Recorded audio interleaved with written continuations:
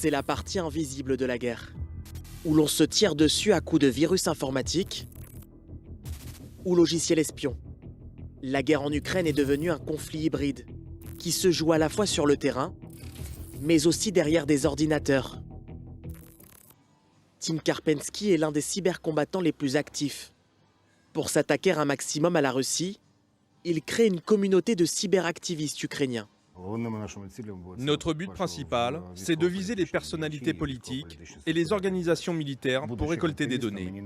On choisit nous-mêmes les cibles, c'est notre responsabilité. Libre à chacun de partager ses données avec l'État.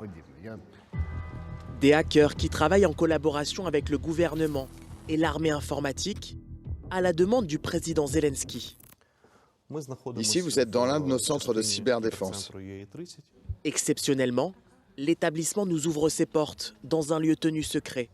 Ici, 24 heures sur 24, 7 jours sur 7, ces soldats de l'ombre combattent les attaques russes. Depuis le début de la guerre, ces cyberfrappes ont été multipliées par 3.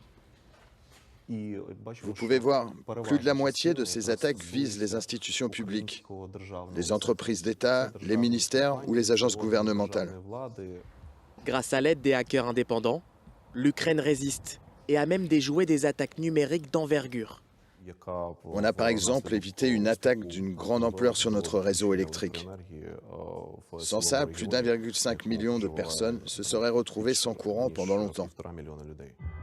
L'Ukraine peut aussi compter sur le soutien international, un savoir-faire technique, des logiciels de pointe dans la cyberdéfense pour contrer la menace russe.